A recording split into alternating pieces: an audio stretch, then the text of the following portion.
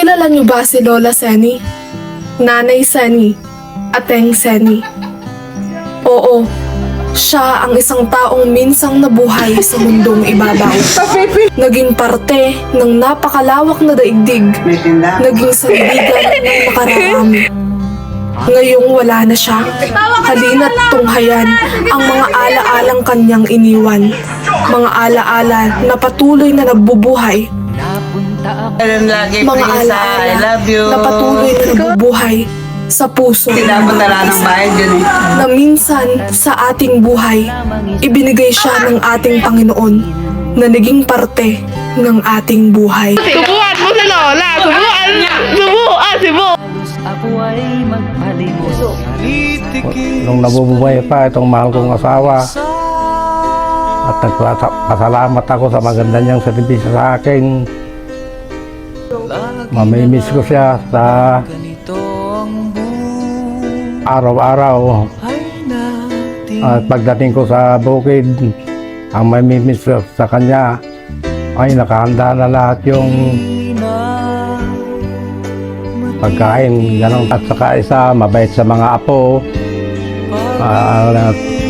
Yung pagganito yung mga apo, kaya anong kunin sa tindahan niya, hindi siya nagreklamo. Kaya mahal na mahal niya yung kanyang mga apo. Mahal na mahal kita. Mamimiss kita araw-araw. Hindi ko makakalimutan yung ginawa mong kabutihan sa akin. Hindi ko na hinangad sa mundo. Subuan mo si Lola! Subuan! Subuan! Subuan! Sige na! Sige na! Ay po! Palakpak yung puwet! Sige na! Sige na!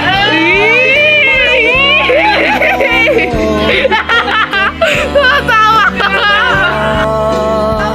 Ay isa. Si nanay ay isang mabuting magulang. Kahit na minsan nagkakaroon ng pinagagalitan niya kami nung maliliit pa kami, pero nung lumaki na kami, hindi na siya talagang pinakita niya na sa amin kung paano niya kami minahal. Gusto niya makapagtapos kami lahat ng pag-aaral. Yun naman natupad niya. Kahit anong hirap niya na pagtitinda, kahit saan, talagang sinisikap niya na makakumita kahit paano. Ang di ko makakalimutan kay nanay yung pagiging maasikaso niya at saka mapagmahal sa amin. Pag dumarating kami dito, todo asikaso talaga siya, na feeling ko na namimiss niya kami. Kaya pagdating namin dito, todo asikaso talaga siya. Gusto niya uuwi kami sa mga time na, halimbawa, December, may mga okasyon, gusto niya nandito kami. Saka kahit wala kami dito, pag may birthday sa amin, naghahandaan niya kami.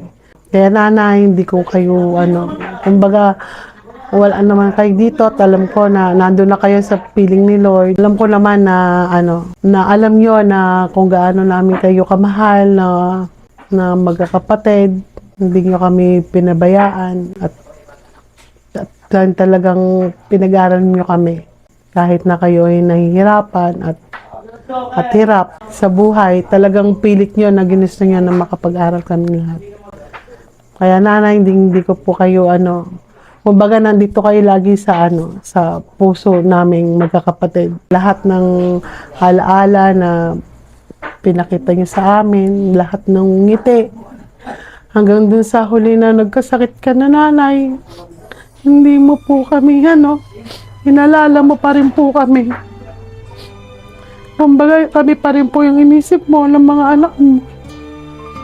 Sa mga time na kailangan namin na nandito sana kami, pero pinilit mo pa rin na wag na kaming umuwi. Wag na namin ikaw, wag na kaming pumunta dito para umuwi kasi lagi ka nagsasabi na sayang ang pamasahe. Pero sabi ko nga sa'yo, gusto ko kitang alagaan kahit na sa konting panahon na nagkasakit ka, kasi nag-alala din kami sa'yo na parang ang bilis na di pa rin ako nakapaniwala agad na wala ka na. Pero alam ko naman nasa piling ka na ni Lord. Kasi alam ko naman na talagang madasalin ka hanggang sa nasa hospital tayo, si Lord pa rin yung tinatawag mo, sinasabi mo lagi na lahat ng ito ay may plano ang Panginoon sa bawat isa sa atin. Kaya mahal na mahal kita, Nanay. Si nanay yung nabubuhay yan. Hindi kayang tumbasan yung mga pagmamahal at pag-asikaso niya sa aming magkakapatid. Napakabuti niyang nanay. Wala naman taong perpekto. Pero para sa akin, si nanay perpekto sa kabutihan, sa kapwa, sa mga kaibigan, sa kapatid, sa apo, sa asawa. Pinalaki niya kami bilang isang anak na hindi maging madamot. Hindi maging madamot sa kapwa. Sobrang bait niya. Kaya yung mga kaibigan ko, lagi siyang naaalala. Hindi nila nakakalimutan yung mga kabutihan ng nanay. Pag-aasikaso niya, hindi ko maisip. Ang hirap-hirap isipin na pag-uwi kami galing Cavite. Wala na sasalubong sa amin na nanay. Ang mga sikaso, mapagmahal, maaruga. Ang hirap-hirap tanggapin. Pero alam ko, masaya na siya. Kasama ako nung namatay si nanay. Nakita ko na ang gan-gan sa dibdib kasi hindi ko siya, yung sinukli sa kanya ng Panginoon, nawala siya nang hindi siya nakaranas ng hirap, magaan ng pagkawala ni nanay. Yun ang ginanti ng Panginoon sa kabutihan niya. Napakagaan ng pagkawala ni nanay, kaya alam ko, yun ang sukli sa kanya ng Panginoon. Hindi man lang siya binigyan ng maraming pera, hindi siya binigyan ng mga material na bagay, pero pinagkalooban siya ng Panginoon na isang mabuting tao, ay hindi madamot na tao. Yun ay isang nag-inspirasyon namin sa kanya, na yun ay habang buhay namin dala-dala, na habang buhay namin na alam kong gusto ni nanay na yun yung mamana namin sa kanya. Kahit kanino, hindi ko siya nakita ng pagiging madamot sa kapwa.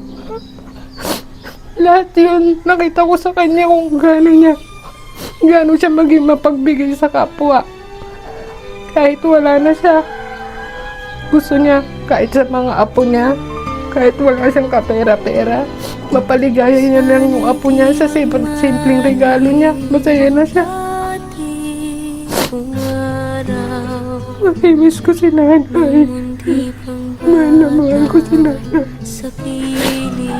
Napakabuti niyang nanay. Wala siyang katulad. Kaya nay, salamat sa lahat. Salamat sa lahat ng pag-aaruga mo. Hindi ka namin makakalimutan. Mula sa apo mo. Naiiyak ako nung lumapit sa akin yung anak ko na sabi niya sa akin, Mami, pag naging lola ka ba, kasing bait ka ng ni lola. Yung hindi ka madamot, kahit ubusin ko yung tinda mo. Pero sabi ko, kaya yun yung naisip ko na ipagpapatuloy ko yung ganun niyang ugali kasi alam ko yun yung gusto ni nanay. Yun ang gusto ni nanay. Si nanay, alam ko yung buong niyan, mapagkwento ng lahat, tandang-tanda niya lahat ng mga nangyayari, lahat ng birthday ng mga, ng kahit magulang, mga manugang niya, kabisado niyan. Ganun siya, kinikwento niya nung araw, lahat-lahat, kung paano sila nagkakilala ng tatay. Alam namin lahat yun. Ito naman sa bahay, wala kang magiging problema nung nag-aaral kami. Na mag-uurong pa kami, maglalaba, hindi kami umahawak ng damit namin para maglaba. Tapos yung pagkain namin, hindi namin naranasan magluto. Dahil nakaluto na, sobrang asikaso niya. Iniisip ko nga nung nag-aanak ako, 4 kami, bakit niya nakaya? Naiwihin kami nang wala naman yung biyanan niya, na hindi sila nakasuno.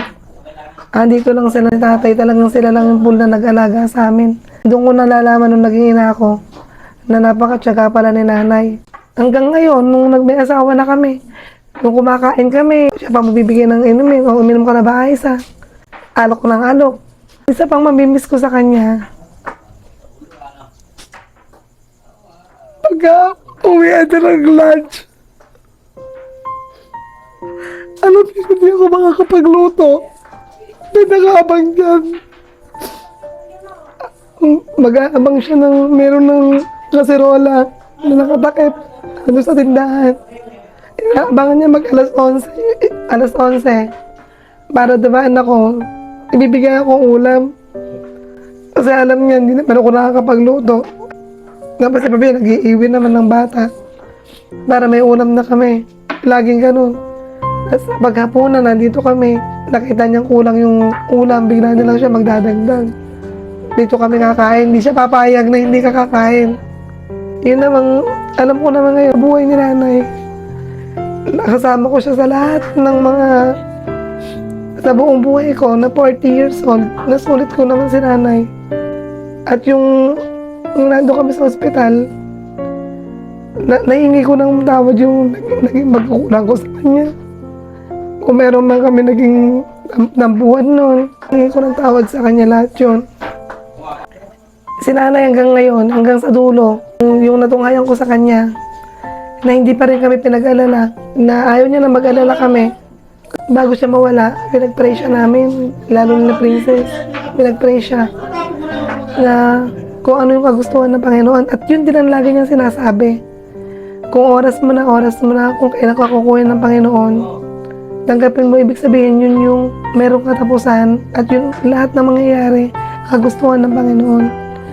So nagpapasalamat ako sa Panginoon dahil yung kagustuhan na pagkawala niya, napakaganda, natutulog lang siya. Ang message ko lang kay nanay, kami na bahala kay tatay, alam ko kung gaano mo siya kamahal. Hindi namin siya papabayaan. At lagi kang mananatili sa puso't isipan namin, lahat ng mga duro mo. Pag luto mo na espasol, ng kondol, hanggat kaya ko, gagawin ko yun. Dahil mamimiss yun ng mga suki mo. Gagawin ko yun.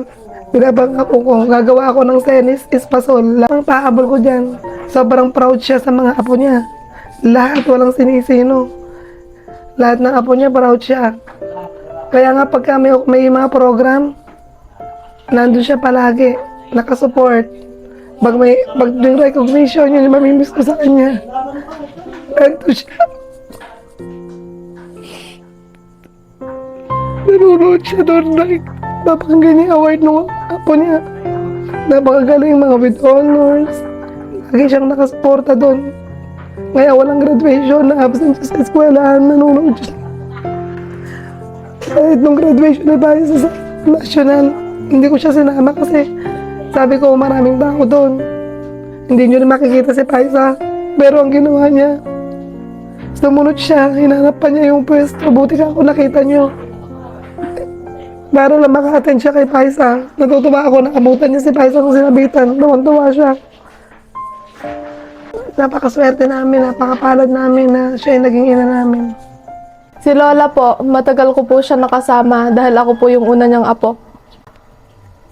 Masasabi ko lang po kay Lola, talagang nagampanan niya po yung trabaho niya bilang lola namin. Hindi po siya nagdadamot, kahit po kumuha ka lang po sa tinda niya, hindi po niya papabayaran yon, ibibigay niya pa po lahat. Nasaksihan ko rin po yung mga ugali ni Lola. Magkakwento po siya 20 times nang uulitin. Pero sa mga simpleng bagay po na yon, tumatak po sa isip ko si Lola kung gaano po siya kabuting tao. Meron pa pong mga pagkakataon na ibibigay niya na lang yung mga paninda niya sa mga bumibili sa kanya. Mabilis po siyang maawa sa tao. Napakasipag niya rin pong lola. Lola po, pagka po may mga achievement ako, siya po yung unang nandun, pumapalakpak. Tapos nung graduation ko, kahit hindi na po siya pinapapunta, makikita mo nandun siya sa likod. Gustong gusto niya po na nakikita kami.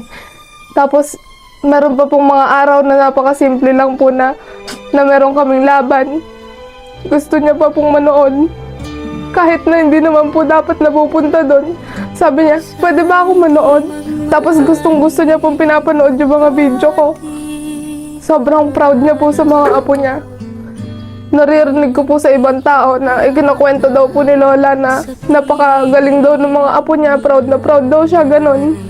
Tapos po, si Lola po, pagkagaling ako sa school, tatanungin niya kung kumain na ba ako. Tapos pag nalaman niya na hindi pa, kahit walang ulam ang gagawin niya, magluluto pa siya. Sobrang bait niya pong Lola. Hindi po siya madamot. Hindi siya kagaya ng ibang lola na maninigaw dyan, ganon. Tapos, si Lola kahit wala po ikaw gagawin. Si Lola, pagka nalaman niyang nagre-review ka, siya na po nung kikilos, magugulat ka kahit tinatago mo yung mga damit mo, lalaban niya na yun ng kusa.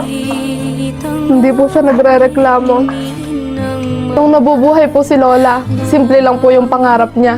Nakwento niya po sa akin na yung pangarap niya raw po, yung uupo siya sa lamesa na magpapamigay siya sa mga bata ng biyaya na natanggap niya. Isa pa pong pangarap niya na gustong gusto niya pong matupad. Yung makita niya raw po akong gumraduate. Tapos, kung loloobin daw po, gusto niya pa daw po ako makita na magkaanak. Makita po yung apo niya sa akin. Ginakwento niya po yun kay Lolo. Yun po yung paulit-ulit niya sinasabi. Doon po makikita na si Lola hindi po siya mataas mangarap. Hindi niya po gusto na magkaroon ng malaking bahay, maraming pera. Kung gusto niya man po yan, gusto niya pa rin po yung ipamigay sa ibang tao. Si Lola po, napaka-selfless niya po. Kahit kailan hindi siya naging makasarili. Kung gusto niya po na yumaman siya, gusto niya pa rin po yung itulong sa ibang tao. Kahit gaano kalayo, pupuntahan niya pagka nalaman niya na kailangan mo, ititinda niya yung mga tinda mo, ganon. Hindi po siya nagre-reklamo. Kaya napakarami pong tao yung hahanga sa kanya. Nung nabubuhay po siya, hindi niya po hinangad yung maging mayaman. Hindi po siya yumaman dahil hindi po siya madamot. Pero yung naiwan niya lang po dito, yung kayamanan ng kabutihan. Kaya alam po ng mga tao yan, kada pupunta dito, wala pong negatibong sasabihin kay Lola. Napakabuti niya pong Lola, napakabuti niya pong nanay, napakabuti niya pong tita, napakabuti niya pong asawa, napakabuti niya pong kaibigan. Alam ko po na nawala po si Lola, na may mabuti pong naiwan dito sa mundo. Hindi po siya nawala ng may negatibong iniisip sa kanya yung mga tao. At yun po yung kayamanan, yun po yung tunay na kayamanan na iwan niya. Hindi po yung yaman sa pera, hindi po yung yaman sa kayamanan ng mundo na to. Pero yung kayamanan po na may kabutihan po siyang iniwan sa mga tao. At bilang apo niya po, yun po yung mananalaytay sa aming mga apo niya. Hindi po yun mawawala kahit po tumanda na kami, may iwan po yun sa amin. Si Lola po, nung buhay po siya, lagi niya po akong inaalok ng mga pagkain, kahit ano po, galing po sa handaan, binibigay niya po sa akin. Salamat sa pag-alok mo sa amin at sa pagmamahal na binibigay mo sa aming mga apo. Mamimiss ka po namin at mahal na mahal po namin kayo. At salamat po sa mga pagmamahal na binibigay niyo sa amin. At sa mga pag-aalok mo ng pagkain, namimiss ko po ang pagmamahal niyo po sa amin at sa mga pagkain na alok mga alok niyo. Si Lola yung sobrang bait. Yung wala siyang katulad. Yung kahit pagod na siya, pupunta pa rin siya sa graduation ko. Tapos yung sa Mr. and Mrs., pumunta pa rin siya kahit pagod na siya. Tapos proud na proud pa siya sa akin. Tapos, sobrang sipag niya, wala siyang katulad. Tapos, pagkakain na unti lang yung kinakain niya, linilibang niya pa kami para hindi namin sabihin na kumain pa siya ng madami. Pag umuwi ako dito galing Bali, kakamustahin niya ako. Tapos, bibigyan niya ako ng pagkain. Tapos, tatanungin niya kung kumain na ako. Tapos, kahit kumain na ako, bibigyan niya pa rin ako ng pagkain. Yun lang. Si Ate Sene, matagal kami nagsama yan. Bata pa ako, elementary pa ako. Parang isang anak ang turing sa akin yan. Hanggang sa ako nagkapamilya, itinuring niya akong isang anak, kaibigan. Sa lahat ng lakad yan, halos karamihan magkasama kami. Lahat ng kwento niyan, hindi nawawala na magkukwento sa akin yan. Sa problema, sa kasiyahan, sa katuwaan, okasyon, lahat yon kinukwento niya sa akin. Hindi ko masabi ang ugali niya. Sobra-sobra siyang mabait. Kaya napakaraming nagmamahal sa kanya. Nakakasakit din ng loob na siya nawala na. Kaya lang, doon naman tayo lahat pupunta. Una-una lang, sabi nga. Pero napakarami niyang isang magandang alaalang iniwan sa kapwa si Ate Sene. Ate Sene, nasa piling ka na ng ating Panginoon. Masaya ka na, nakita mo na yung mga anak mo't apo na inalagaan. Malalaki na sila, napag-aral mo na yung mga anak mo. Ipayapa mo na iisip mo.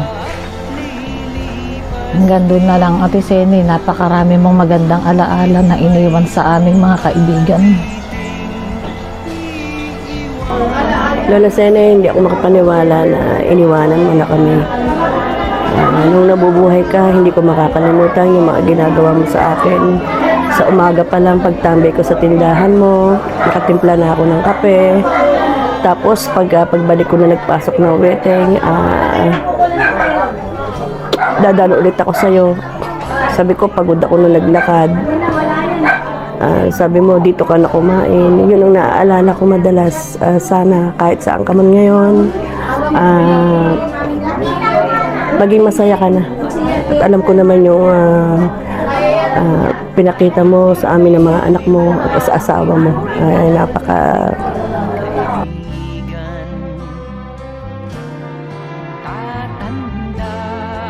Lalong-lalo na ngayon, yung mamimiss ko lalo yung sa umaga, wala na ako dadaanan na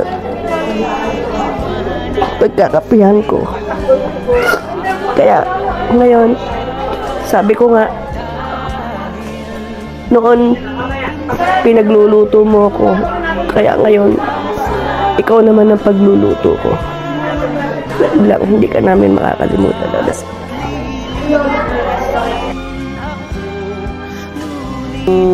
Dalaga pa ako. Tumira ako rito. High school ako noon. Kasi wala na yung nanay ko noon. Kaya tumira ako rito. Tinanggap ako ni Tita Sene. Nagtuloy ako mag-aral noong high school. Tinanggap niya ako rito. Tagabantay ako ng tinda. Tapos pagpapasok na ako sa school, sabi niya pumasok na ako, bibigyan niya akong baon. Napasok na ako sa school. Pagdating ko, sabi niya sa akin, banday ka muna dyan, magluluto ako, magsasayang ako.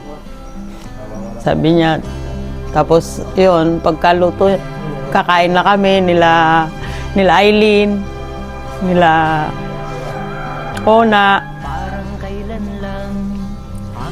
Minsan napapagalitan sila Aileen, sila Ona. Kasi masipag akong gumawa dito sa bahay nila.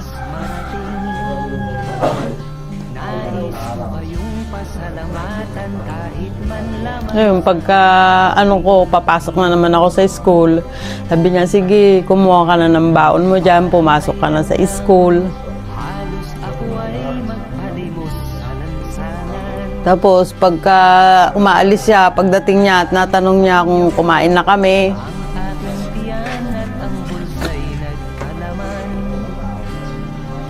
tapos umalis na ako, kasi parang nahihiya na rin ako minsan. Kasi dumadami na yung gastusin, magkakaanak siya ulit. Si Princess yun, kaya nagpaalam na akong umuwi. Tapos nung bumalik ako, nung may asawa na ako, kinumusta niya ako. Pag pumupunta ako rito, bumibisita, may pinabibitbit siyang sitaw, ganon.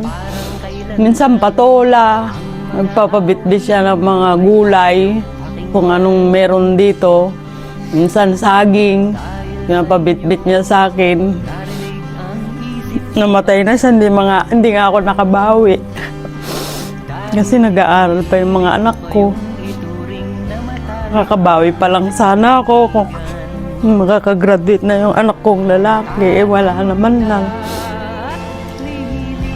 Namatay naman na siya. So sana pumunta ng hospital noon. Kaya lang parang naman akong pumunta ron. Naiya naman ako. Hindi naman ako makapag-donate ng dugo. Kaya dito na lang ako pumunta. Mabait si Tita Seni. Minsan masalita lang din siya. Pero sa puso niya, mabait naman siya.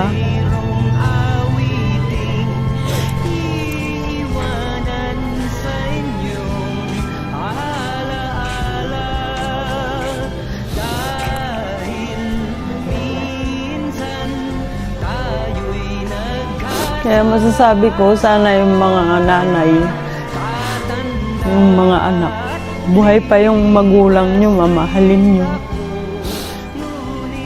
Habang may buhay pa sila at malakas, pakita nyo na mahal nyo sila.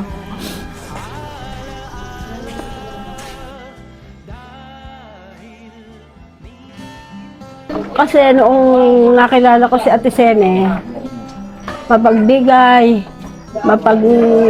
siya sa kapwa niya, antemano, babatiin ka niya. Tapos, alam namin kahit na kami nagkakatampuhan, mahal na mahal din namin siya kahit na ngayong nawala. Hanggang mabait siyang makisama, mapagbigay siya ng mga mapag-alok siya. Tapos, pagka kami nagtanong sa kanya, kahit na wala siyang,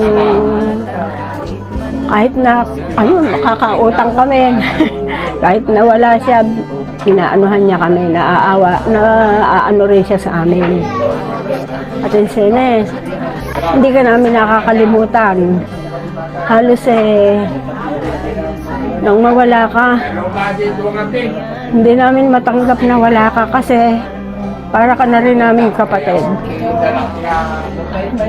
Thank you, Ate Sene. Sana iano mo na ang isip mo. Sana ka na, maligaya ka na dyan sa pinuntahan mo. Ano lang, Ate Sene, mahal na mahal ka namin. Ate Sene, pagka nagpunta sa bahay, dala-dala yung paninda niyang mga gulay. Ialok sa akin, sabi niya, Ate Rita, kumuha ka na ng gulay kung ano gusto mo. Sasabihin ko sa kanya, ay Sene, wala akong budget ngayon. Tapos sabi niya, sige, kumuha ka na lang, kahit saka mo na lang iabot sa akin. Okay na. Ganun lang, saka siya alis. Ay Sene, yung mga marami tayong pinag-usapan noon na halos hindi ko makakalimutan yun.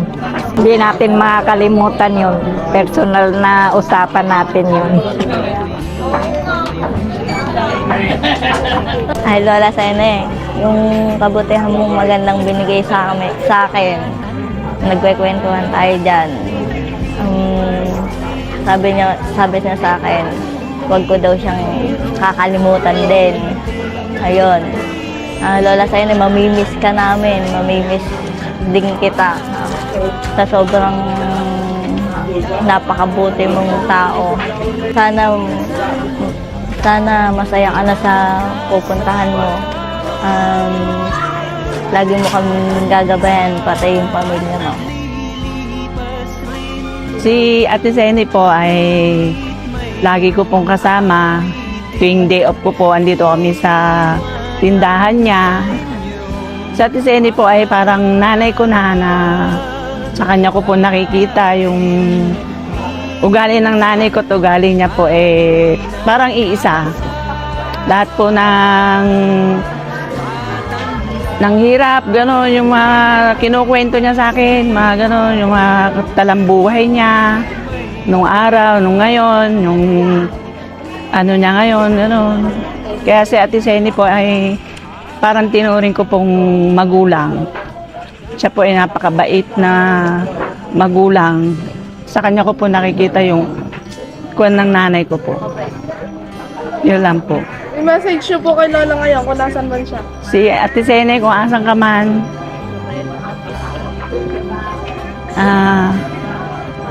sana masaya ka na, hindi ka na mapapagod.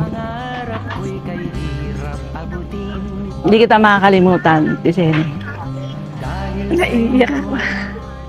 Mamimiss kita.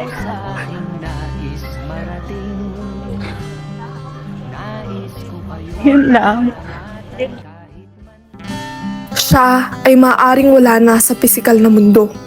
Ngunit ang kanyang kabutihan ay patuloy na nananatili, nakatanim sa puso ng mga taong kanyang minahal at inalagaan.